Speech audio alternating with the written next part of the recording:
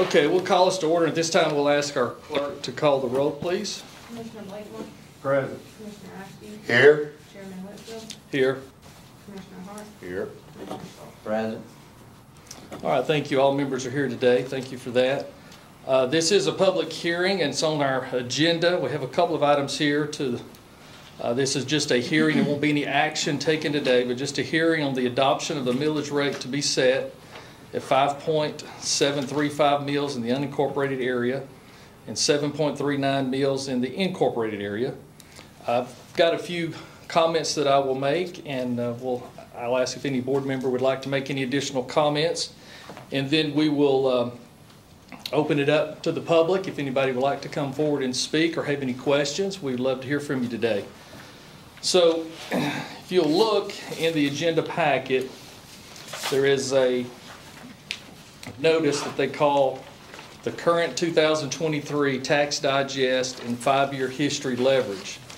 And this is broken out by unincorporated and incorporated. The unincorporated is at the top, and it shows all of the different categories of property taxes that are collected, and then it shows what that has been over the 5-year history. So there's a lot of detail there, a lot of numbers. You can kind of see the trend, and I think that was really the intention of the state, is for people to have that 5-year trend to look and see the history. So if you will look toward the bottom, it's the fourth line from the bottom. It says total county value. And what that line item is the total value of all assessed property that we have in the county, both incorporated and unincorporated. So in 2018, that was $1,298,355. And you can see over the years it has increased, more so starting in 21, 22, and then in 23 it's at $2,279,000 and change.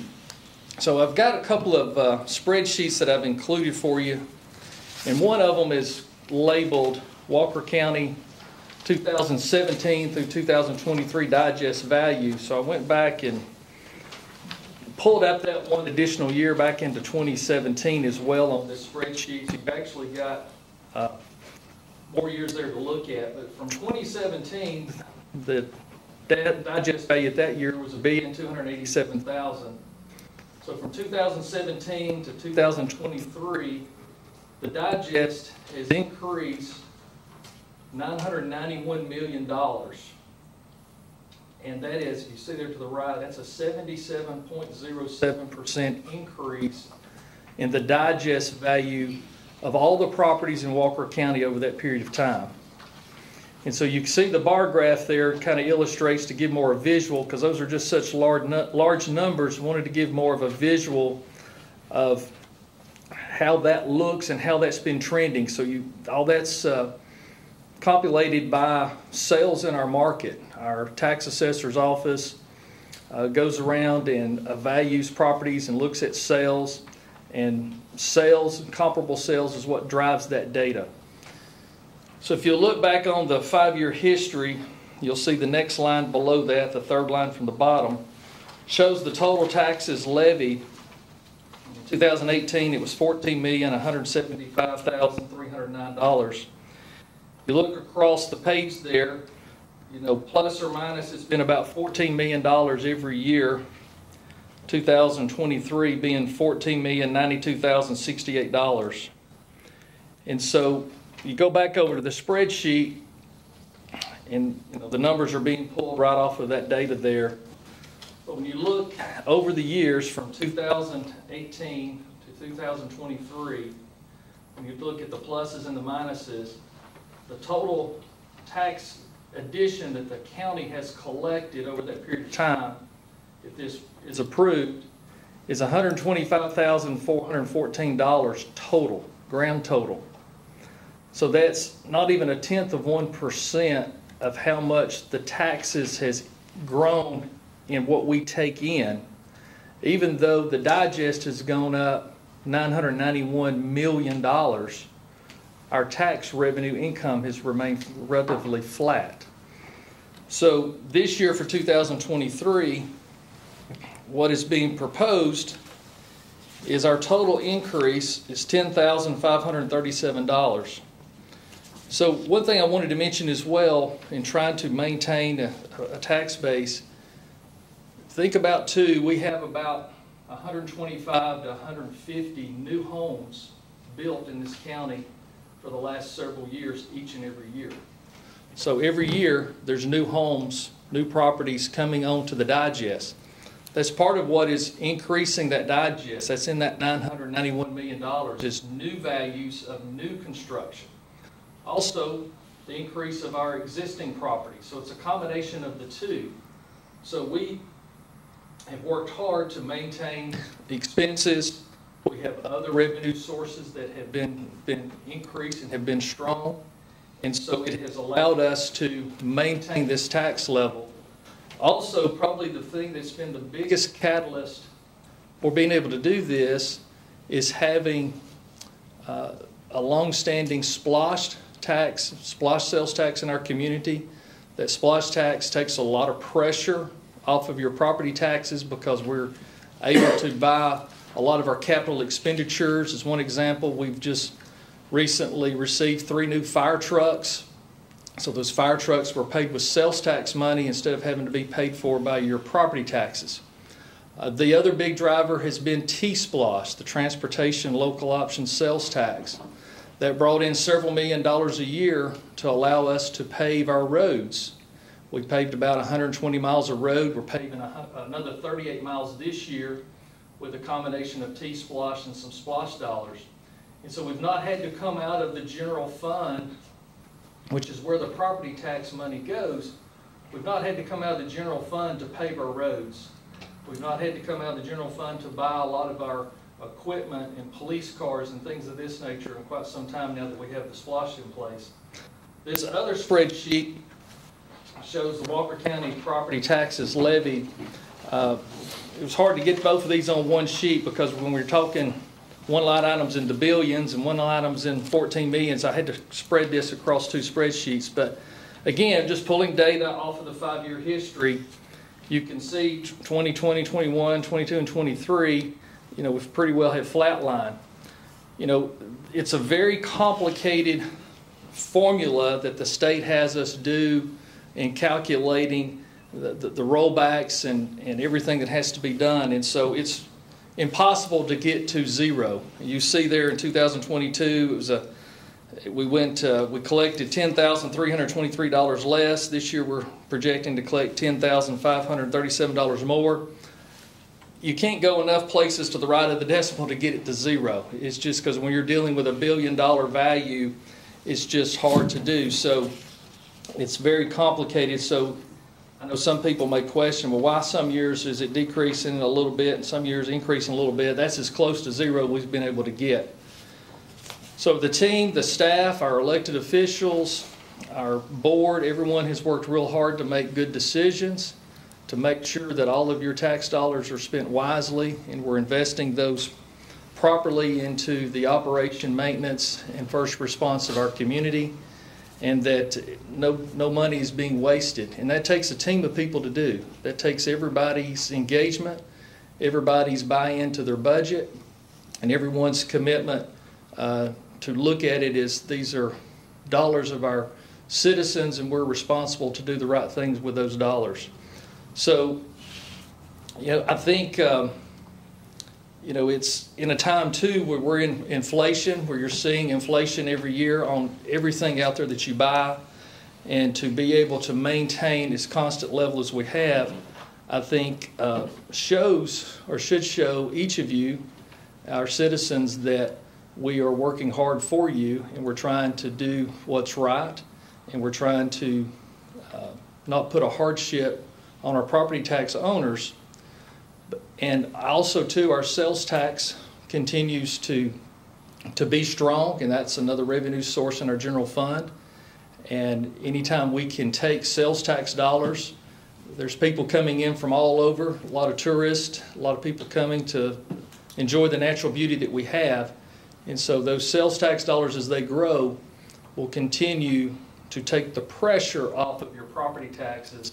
And that's why it's also important anytime we have an opportunity to look at a T-splosh or a splosh, anytime that those can be successful, it's a positive thing for the property owners of our community. So at this time, I will pause and I will ask if any of the other district commissioners would like to add anything additional, or if not, we'll open up to anyone that would like to come forward. So anyone like to add anything additional? Mr. Chairman, I know in years past. Your mic. Sure. Yes, sir. I know in years past, we have seen some other options looking at lower millage rates than what was presented in the initial draft. Is that something that we will be seeing moving forward before we make a decision on this? Well, excuse me. As far as the advertising, we can't go up without having to re-advertise, and that kind of causes a snowball effect of getting the tax bills and all that. The board always has the opportunity to lower. Yes, sir. It will be, talking more about the budget in the coming days, and so there's a lot of pressure on our budget because of inflation, wages, insurance, and things. So we would end up probably cutting into the existing budget to be able to go lower, but we can always review those options. Yes, okay. But most of our departments are needing increases in wages and operational costs, fuel costs, things of this nature. I mean, personally, I think I would like to see some lower options to see, just to, look at our options. Okay. I think that's a good idea as well. Just like I think we did last year, we had a couple of things to look at, different options too. So yeah, that's a good point, Robert. Okay. Thank you. Anyone else? Okay. Is there anyone that would like to come forward and speak or address the board?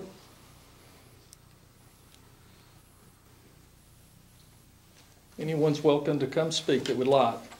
While you're thinking about that, I will make note we will have a second public hearing tonight at 6:30 p.m. August the 10th at 201 South Main Street. This is the courtroom, Annex 3, that we have traditionally our Board of Commissioner meetings.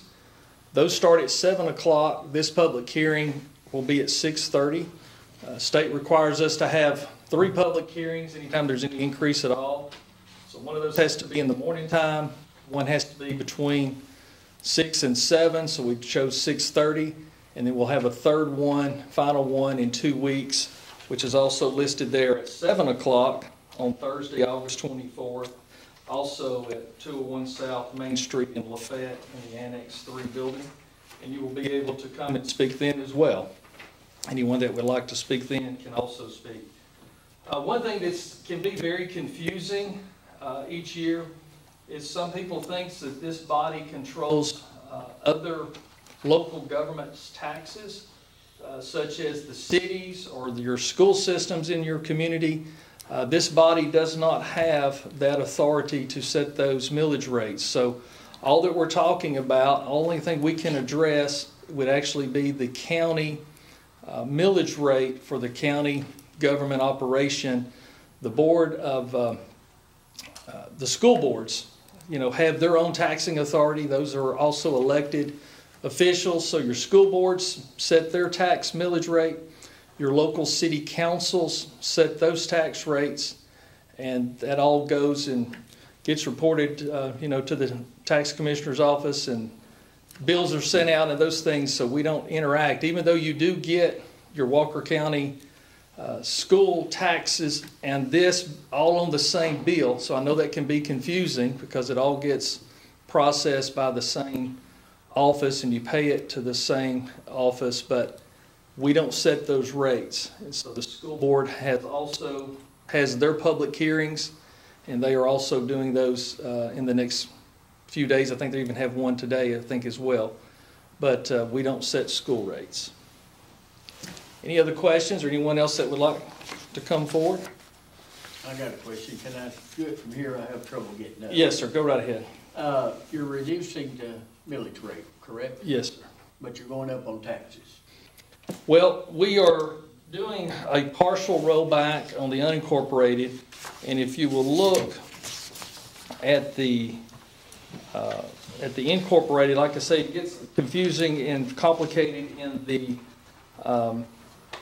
way it's calculated, but in the incorporated area, it's what they would consider a full rollback rate, but we couldn't get it to 0.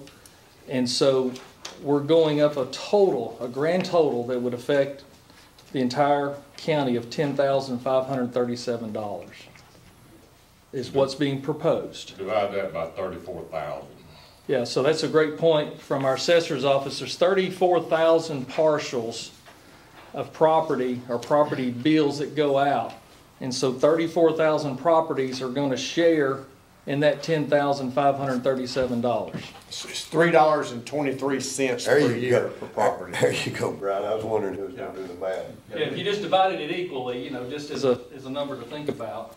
And we know it's not divided equally, but For the ones like myself, it's not really understanding. One is incorporated and unincorporated. great question. Your incorporated areas are your cities. In the city limits? In the city limits within inside Walker County, and the unincorporated would be everything outside the city limits. Okay, that's what I thought, but I wanted to make Sure. No, that's a great question. I should have pointed that out because that's not something we think about every day. We just think about the cities in general. Yeah, that's a great question. No, that's glad we covered that. But I will say, I do appreciate you guys doing the best you can to help us. And I have a couple other pet peeves about school tax and stuff, but that's not out of your control. Yeah. But the city limits, in Rossville, they said they base their rates off Walker County bases theirs. Well, what every city has, we all have the same assessed value. So the assessor's office assigns a value to that property, and so the school board, the county, and the cities work off that assessed value. So as an example, if they value a property at $140,000, then everybody that's in the taxing, the city, the county, or the school are all working off that same assessed value. They all jump on the same boat. Well, we have to. That's, so we don't have duplications of services. You have all counties have to have with their cities a service delivery strategy. So that way we're not duplicating services. So you don't have each jurisdiction going out and trying to assign a value. It's just more effective and efficient to have one entity doing all the evaluations so everyone's working from the same number as far as the value of that property. Yes, Terry? There's also the homeowners tax relief grant that's in effect for this year that the governor and the legislators have put in place to allow another $18,000 off of the 40% assessed value on all properties that are homesteaded. And so that's going to be even lower. Yeah, that's a great point, and that doesn't, excuse me, reflect in these numbers at all as far as the tax amount. So what Terry's speaking of, and Terry's our chief assessor there behind you, is the governor and the legislation passed a law this past year where they're going to give all homesteads, which is someone that has applied for that and that's their personal resident, an additional $18,000 exemption just 1 year. So currently in Walker County, our homestead exemption is $2,000. So you can see in comparison, $18,000 is quite a significant number. So there could be some cases when people get their tax bills, even if other taxing authorities have increases, you may not have much of an increase net at the end because that's such a large exemption. Now, my understanding, it applies to them too. If they're homesteaded, they're supposed to get it off on all taxing jurisdictions. Okay. And that would include those cities. Is that right, Carolyn? That's what I understand. That's how we understand Okay. it. Now, the county or that jurisdiction will actually be reimbursed from the state 100% of that. So they're not going to miss out on anything. Yeah. But it's going to be a really, really nice thing for the citizens, I think, a good buffer. So Yeah. some people, it's actually just going to wipe their bills out. we're gonna have those cases there. Yeah. So depending on the elderly homestead exemptions, and then they get that additional off of there, some people it's gonna be a really nice one, so. Yeah, because that's an extremely large exemption. Again, it is just for this 1 year. We don't know what legislation may do in years to come. But and I'm glad Terry brought up the fact that it's keeping your local governments whole, because the state is going to fund that portion of those revenues that would otherwise been lost. They're reimbursing those back to the local jurisdictions. I'm not sure how that's going to work. I hope they do. I hope the state's got that figured out, because that's a big lift for them to do across the state. We got a stack of forms that Carolyn have to fill out, and whoever does collecting for the cities, they'll have to fill all those out and submit them to the state, then they'll send the money back. Okay. All right. Very good. Last call for any questions, comments from anyone. Okay, hearing and seeing no one, we'll go ahead and close out our meeting. So I'll ask, do we have a motion to adjourn this meeting? Motion to adjourn. I have a motion by Commissioner Askew. Do we have a second? Second. Have a second by Commissioner Hart. All in favor say aye. Aye. All right, any opposed? Hearing none, we stand adjourned, and we will reconvene tonight at 6:30 at Annex 3 in Lafayette. Thank you all for coming.